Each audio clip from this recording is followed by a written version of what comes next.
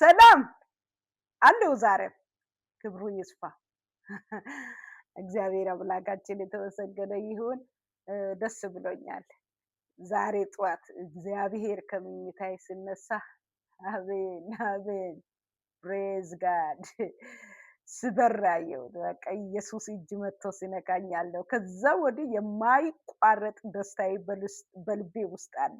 ሐሴት ያደርገኛል። ዝም ብዬ ሲነዳም ዛሬ ቀኑን ሙሉ ደስ እያለኝ ነው የዋልኩትና ፕሬስ ጋድ ክብር ለሱ ይሁንለት።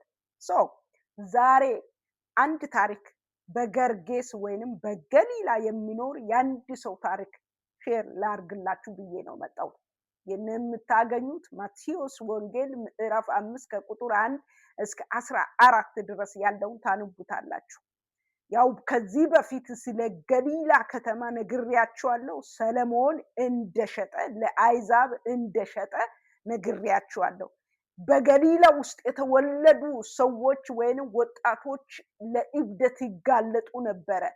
በጉስቁልና የሚኖሩ ትውልድ ነበረ። ከዚህ በፊት አገልግያለሁ። ከዓመት በላይ ሆኗልና ለወደፊት ተጨማሪ ካስፈልጋችሁ ስለ ገሊላ መሸጥ እንዴት እንደተሸጠ ከነነቢያቶቹ ከነ ናትናኤል እነ ማርያም እነ አልዓዛር የሚኖሩበት ገርጌስ ወይንም ገሊላ የነሱ ከተማ ነበረ። ነገር ግን ንጉስ ሰለሞን ለአይዛብ ከነነቢያቱ ጅምላ ነው የሸጠውና እሱን ሌላ ጊዜ መጣለሁ። ግን በዛ ውስጥ የሚኖሩ ወጣቶች አልፍባቸውም። በኪሳራ የሚያሳልፉ ሰዎች ናቸው። በዚህ ሰውየው ታሪክ ይህ ሰውየው ጎልማሳ ነውና በመቃብር ስር የሚኖር ሰው ነበረ። ቤት እያለው ቤት የለውም። ቤተሰብ እያለ ከቤተሰብ ጋር የማይኖር ወገን እያለው ያለ ወገን የሚኖሩ ከሙታኖች ጋር የሚያድር መቃብር ስር መኖሪያው ህይወቱን ያደረገ ጎልማሳ ሰው ይህ የተጎሳቆለ ሜንታሊቲ ችግር ያለበት የሜንታሊቲ ኢሹ ያለበት ሰው ነበረ። ያበደ ሰው ራሱን የማያውቅ እሱ ያለበት አካባቢ ማንም ሰው አያልፍም ነበረ። ሰው ሁሉ ይፈራል። በዛ እሱ ያለበት መንደር ማንም ጎበዝ የተባለ ሰው አያልፍም። ምክንያቱም ተነስቶ ይመታል፣ ይወጋል። ማንም ሰው አይደለም ጫፍ መሄድ በዛ አካባቢ ማንም ሰው አይሄድም ነበር። በሰንሰለት እጅ እግሩ ሁሉ ተያይዟል። ምክንያቱም የብዙ አይነት አጋንንቶች በውስጡ ነበረ ይላል መጽሐፍ ቅዱስ። ብዙ አጋንንቶች በውስጥ ያደረበት ይህ ጎልማሳ ሰንሰለት አለው። ብረቶቹን አንዴ የመበጣጠስ ኃይል ያለው ብረት ይታሰራል። ያንን ሁሉ የመበጣጠስ ካፓሲቲ አለው። ሁሉንም ነገር ለሱ ቀላል ነው። ከዛስ በጣጥሶ ምን ያደርጋል? በመቃብር ስር ያሉትን ድንጋዮችን በሙሉ ምን ያደርጋል? ራሱን ይቆራረጥ ነበረ።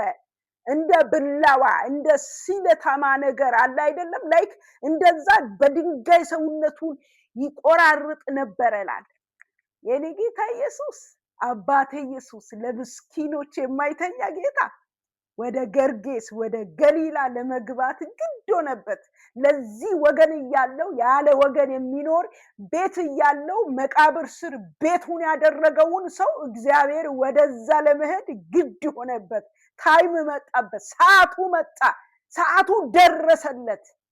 ፕሬስ ጋድ ክብር ለኢየሱስ ይሁን። ከዛስ ምን ሆነ?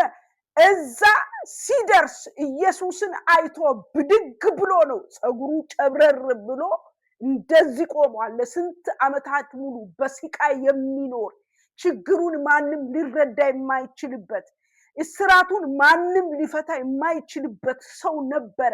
የኔ ጌታ ኢየሱስ እዛ ሰፈር ሲደርስ አንተ ልዑል የእግዚአብሔር ልጅ ሆይ ለምን መጣይ? ልታሰቃየኝ መጣይ ብሎ ነው የጮኸው። የኔ ጌታ ኢየሱስ ግን ውጣ አንተ ርኩስ መንፈስ ከዚህ ሰው ውስጥ አሁን ለቀህ ሂድ ብሎ ኢየሱስ ሲያዘው በተራራ ጥግ ላይ ብዙ እርያ የአሳማ ክምችት አለው ብያችኋለሁ። ገሊላ ለአይዛብ ተሽጣለች። ይህ እነዚህ በተራራ ስር የሚኖሩ ብዙ የአሳማ መንጋ የነበረበት ተራራ ነበረና ይህ የአሳማ መንጋ የበዛበት ወደዛ እንድንሄድ ይዘዘን ከከተማ ውጪ ወይንም ወደ ውጪ እንዳትልክልን ብሎ አጋንንት ያዘው ይህንን ነገር ይላል። ኢየሱስም ደግሞ እነዚህ በተራራ ላይ ያሉት መንጋ የአሳማ መንጋ ውስጥ እንዲገቡ ኢየሱስም አዘዛቸው። እነዚህ መንጋ የሚገርማችሁ ነገር የአይዛብ ንብረት ነው። ባለቤት አላቸው፣ እረኞች አሉ። እነዚህ በብዙ ሺህ የሚቆጠር የአሳማ መንጋን የሚጠብቁ ሰዎች ብዙ ሰዎች አሉ፣ እረኛ የሆኑ ተቆጥሮ የሚሰሩ። ነገር ግን የአይዛብ ንብረት ነበረ። ኢየሱስ አጋንንቶችን አዘዘ። 2000 የሚሆን በአሳማ መንጋ ውስጥ አጋንንት ገባ። ዳግመኛ ላይመለስ ይህንን ሰው እግዚአብሔር ከአካሉ ከአምሳሉ የፈጠረውን ልጁን ሰጥቶ ህይወቱን ሼር አድርጎ ይህንን ምስኪን ቤተሰብ እያለ ያለ ቤተሰብ መቃብር ጨለማ ውስጥ ግማት ውስጥ የሚኖረውን ኢየሱስ ነፃ ሊፈታ ብሎ በአይዛቦች ንብረት ላይ እግዚአብሔር አጋንንቶችን አሰማራና አንተና እኔን ነፃ አወጣ። ሃሌሉያ! ክብር ለኢየሱስ ይሁን። ከዛም በኋላ አይዛብ ብዙ መጡ። ይህ ሰው ነፃ ወጥቶ ወደ አይምሮ ተመልሶ ልብሱን ቀይሮ በትክክል እየተናገረ ልብሱን ታጥቦ ሰውነቱን ታጥቦ ነፃ የሆነውን አይዛቦች ሁሉ ወደዚህ ሰው ፈለሱ፣ መጡ፣ አዩ፣ ተደነቁ፣ ተገረሙ። ነገር ግን እግዚአብሔር ዛሬ መልእክትሽ ምንድነው የምትሉት? አንተን ምስኪን ጎረቤት ሰው እያየ ሰው የጠላኝ ወገን የጠላኝ በመቃብር ስር በጎዳና ላይ በብዙ እስራት ውስጥ የታሰራችሁ ሰዎች አላችሁ። እግዚአብሔር ዛሬ ነፃ ሊፈታችሁ ይችላል። እግዚአብሔር እየጠራችሁ ነው። እግዚአብሔር ነፃ ሊፈታችሁ ይፈልጋል። ይህንን ምስኪን እድሜው ልኩ ዘመኑን በሙሉ እዛ መቃብር ውስጥ ያሳለፈውን ሰው ኢየሱስ ግን የአይዛብን ንብረት ላይ እግዚአብሔር አጋንንትን ዘረረውና ይሄንን በደሙ የዋጀውን ልጁን የሰጠውን ኢየሱስ ይህንን አንዱን ምስኪን ልጁን ነፃ ወጣና በአይዛብ ንብረት ላይ አጋንንቶችን ዘረረ። በአይዛብ ንብረት ላይ እግዚአብሔር ኪሳራን አመጣና አንተና እኔ ነፃ ወጣን። ፕሬስ ጋድ! ክብር ለኢየሱስ ይሁን።